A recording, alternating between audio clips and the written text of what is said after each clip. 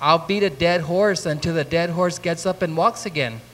Because it's our responsibility to convey to the community that when they voted in the 2010 election, that if that election was done wrong, that there should be a remedy. The legislative session, which began Monday, has dealt with only one proposed measure, Bill 413, a sweeping election reform bill.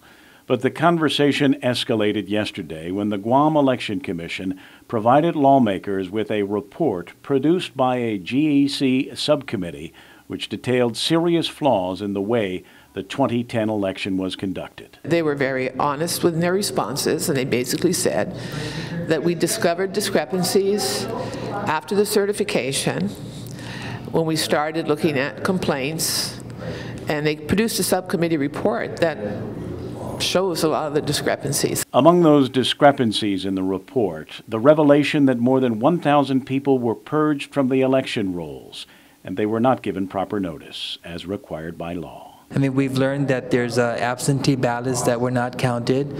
We've learned that voters were illegally purged off the voter registration list. And we've found out that there are many discrepancies, that we're wondering two things: why the Attorney General hasn't moved forward on the Guam Election Commission's forwarding its subcommittee report to the AG, or number two, why wasn't this entire election redone?